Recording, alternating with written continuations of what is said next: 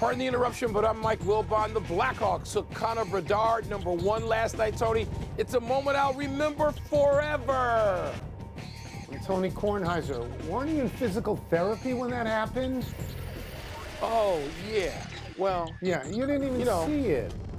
You didn't see it. I knew it was going to happen. I watched an hour of that show.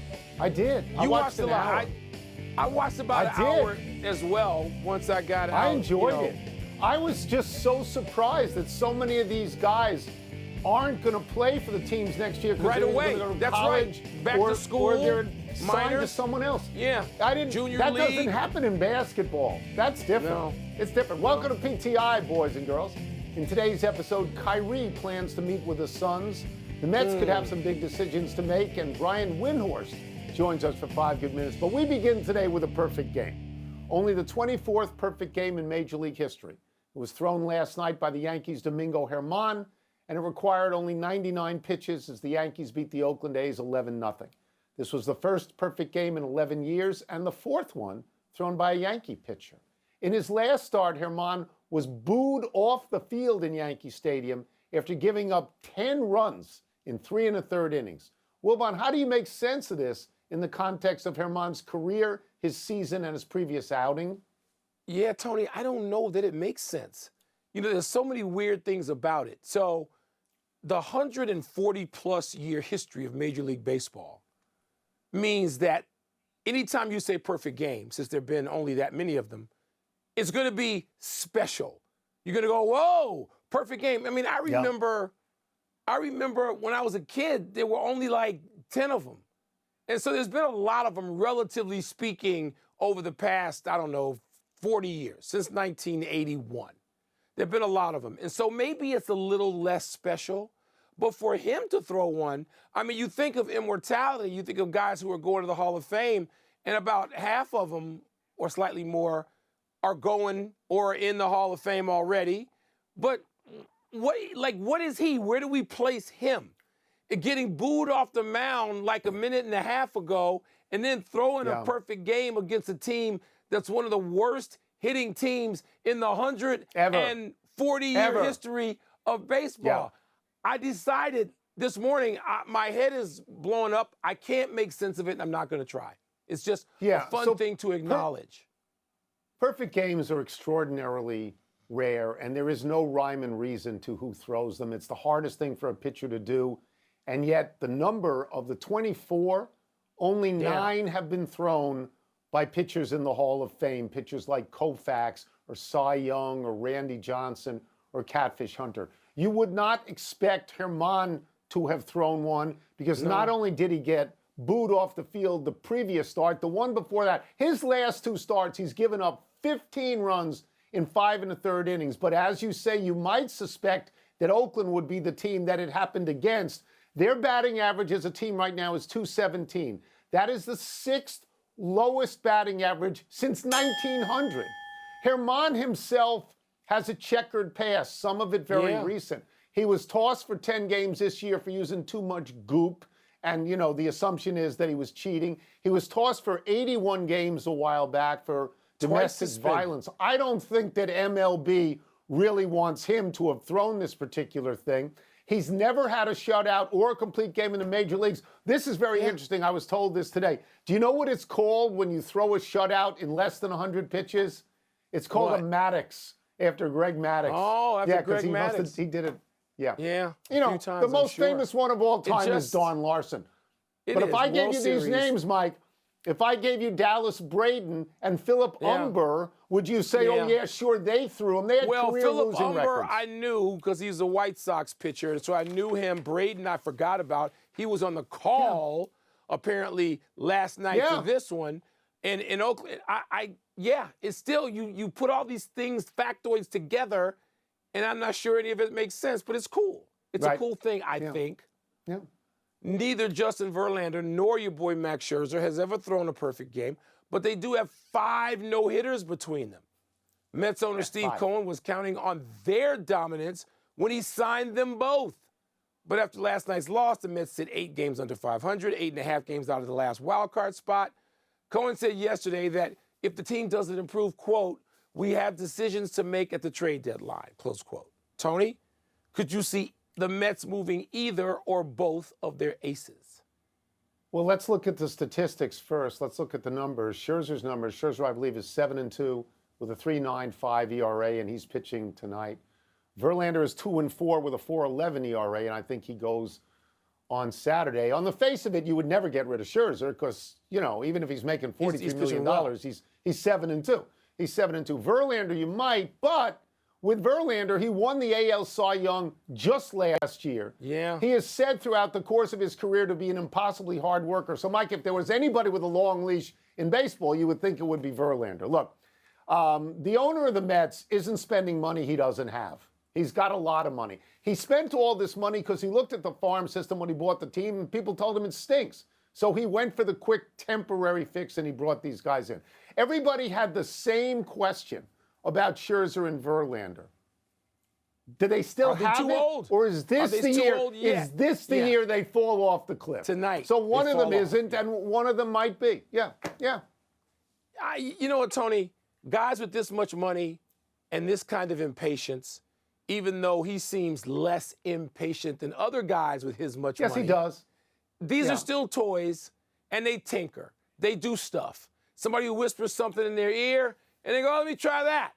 And so it wouldn't surprise me if he moved one or either. I wouldn't move Scherzer at 7-2 and a 3.95, and I wouldn't move Verlander because they're great, because they're Hall of Famers, and they're each and both likely to go on second half runs, which could be August, September runs, where they win 6 straight starts and have an ERA under 2. So they shouldn't, but it doesn't mean he won't. And I've learned enough covering sports over the last 40 plus years, and you longer than that we're not going to really, really tie ourselves and go to the betting window on what billionaires are likely to do. Yeah. And they can afford to, when they bought high to sell low, they can afford it. Yes, but I don't think getting rid of those pitchers is a wise thing to do. I don't think so. We'll see. We move now to the NBA rumor mill. Chris Haynes of Bleacher Report is reporting that Kyrie Irving will meet with the Phoenix Suns, who are looking to quickly assemble a championship team. Well, Bon, these are your Suns. Can you see Irving fitting in Phoenix? No, not at all. And there's a lot of dynamics here, Tony. A lot of dynamics. I mean, everybody's talked about whether Isaiah Thomas has influence with Matt Ishbia, the new owner. We've seen them courtside together. I know they're close friends. I know that. This is not going to be disingenuous. And Isaiah loves Kyrie. I know that having nothing to do with the Suns. Isaiah Thomas loves Kyrie Irving. We've gotten into arguments. Isaiah's forgotten more basketball this morning than I'll ever know. But I have at times said to him, stop with Kyrie. I know you love him. He thought that Kyrie was going to be great with Luka last year. I think Isaiah owes me breakfast on that one because they weren't. Not that it was his fault entirely, Kyrie. The Suns have no money. They have no money to go after Kyrie Irving, and Kyrie Irving's not going to come here for free.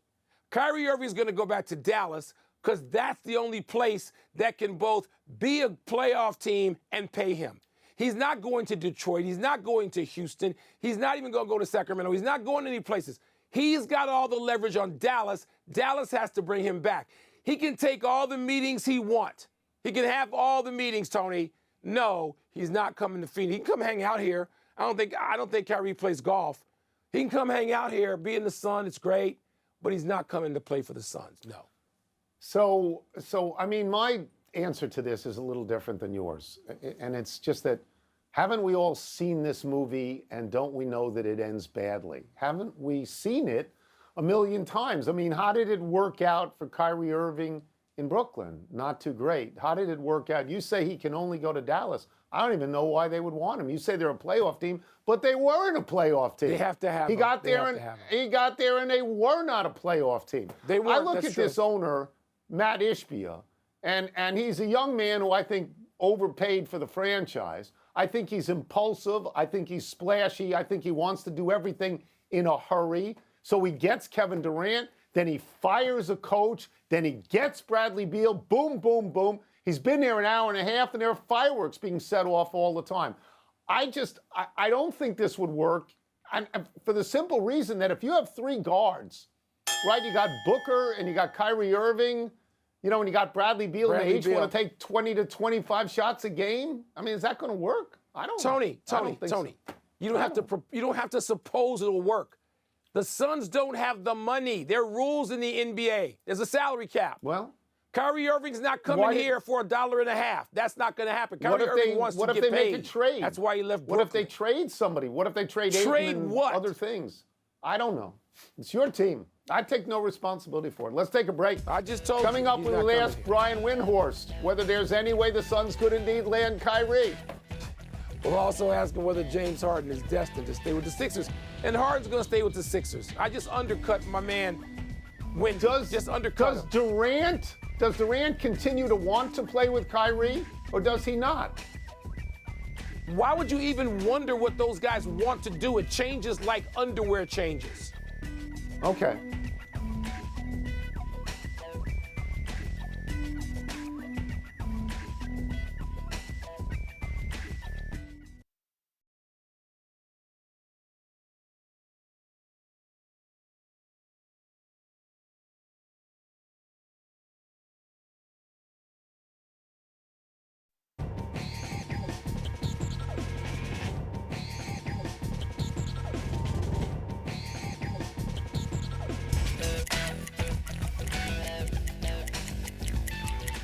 NBA free agency opens tomorrow, which makes it a perfect time to bring in our good friend, Brian Windhorst.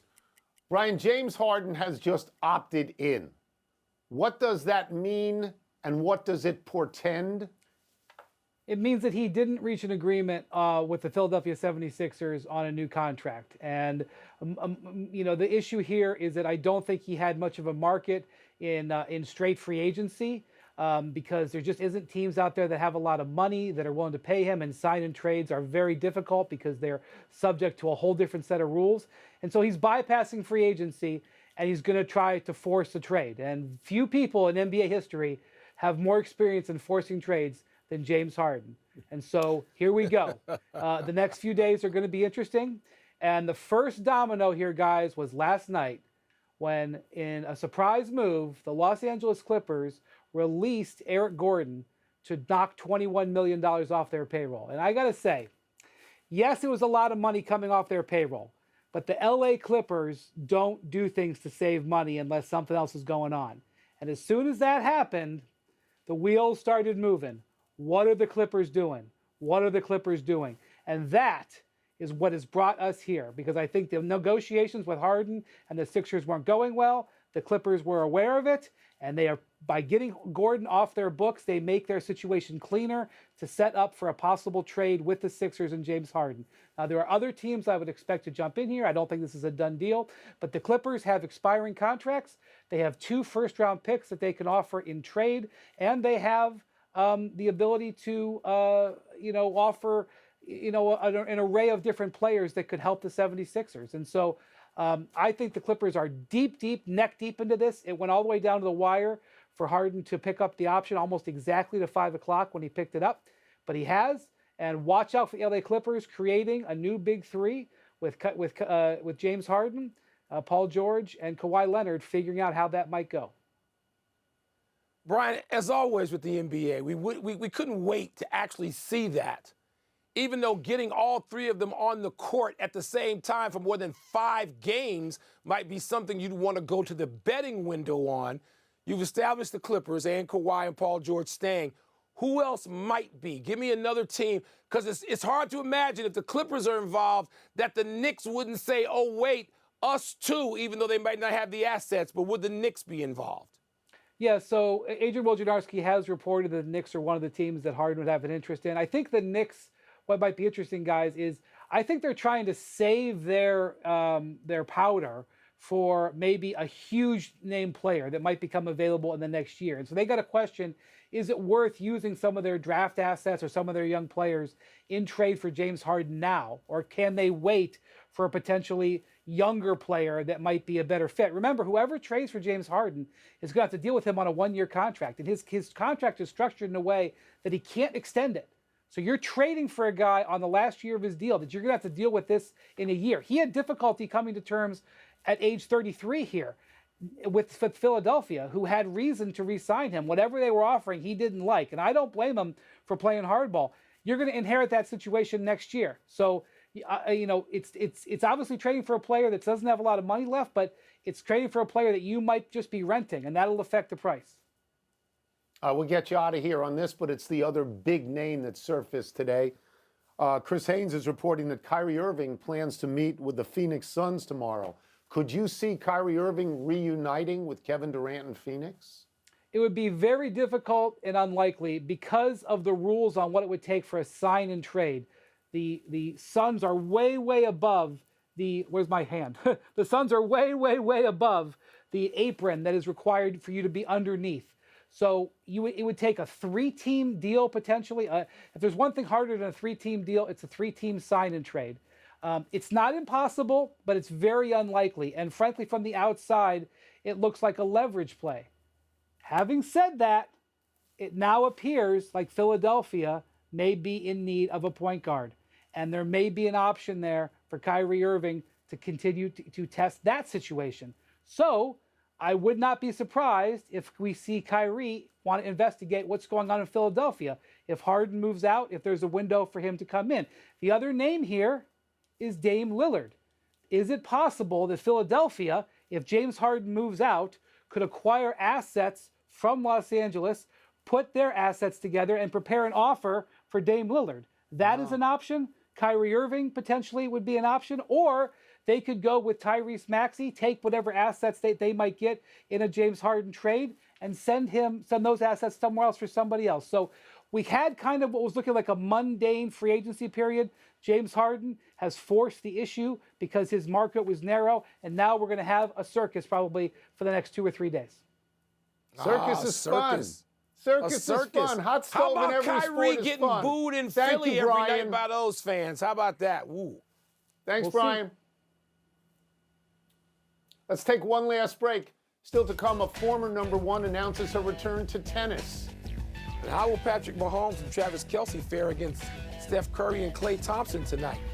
What is that? That's not 3-on-3. It's not 3-on-3 basketball, is it? Because there's only 2-on-2. No, that's the golf. That's the match. Tonight on SportsCenter at 6 Eastern, we're tracking the latest developments around the NBA just 24 hours before free agency begins. Plus, a new report from San Antonio as Victor Wembanyama hits the court with the Spurs. And which newly constructed rosters deserve more love in our latest NFL Power Rankings. SportsCenter, 6 Eastern on ESPN.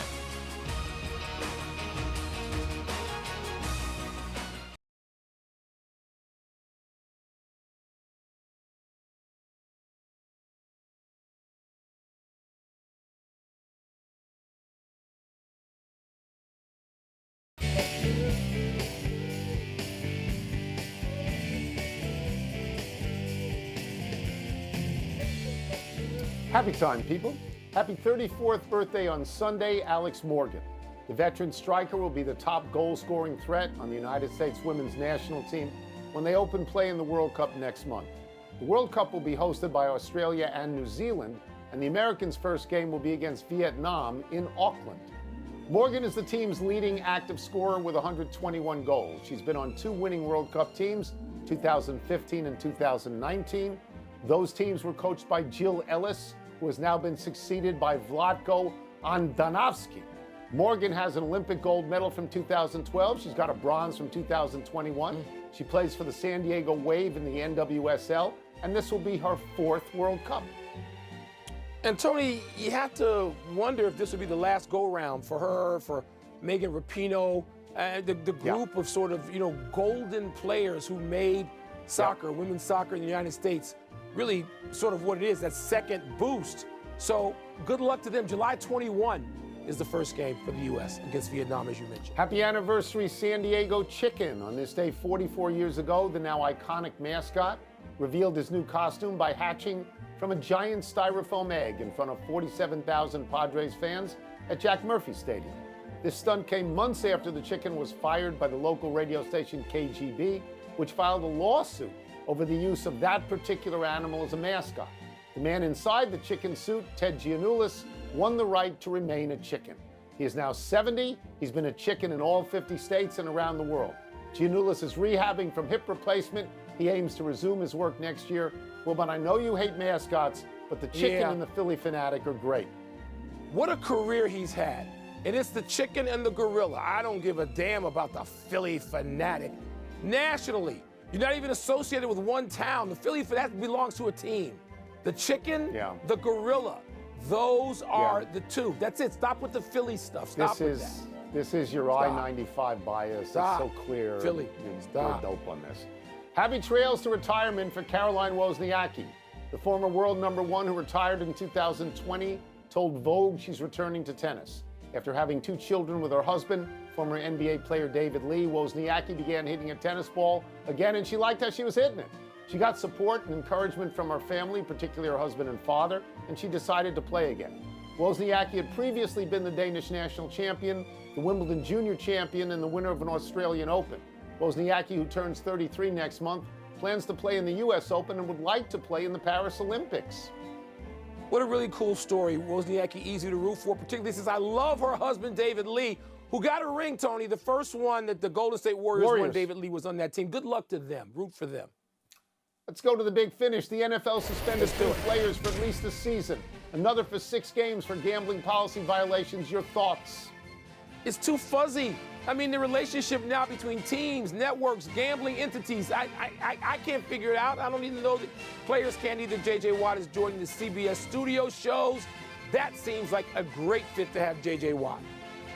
Great talker. Great talker. U.S. men's soccer team beat St. Kitts and Nevis 6-0. Are you impressed? I mean, I hate to steal your population theory, but they got like 12,000 people. I mean, it's a resort, not a soccer nation. Luis Ariz down to 1 for 5 last night to fall to 396. Can he bounce back tonight? Hope so. I want to see a guy around 400 in July. Last won the match. Fitzpatrick, Mahomes, and Travis Kelce against Steph Curry and Klay Thompson tonight. Who's your pairing? Can they settle it with like free throw shooting? If they do, you know who I'm taking. We're out of time. We'll try and do better the next time. I'm Tony Kornheiser. I'm Mike Wilbon. We're off to Wednesday, knuckleheads. But first, and enjoy the holiday at your Sports Center.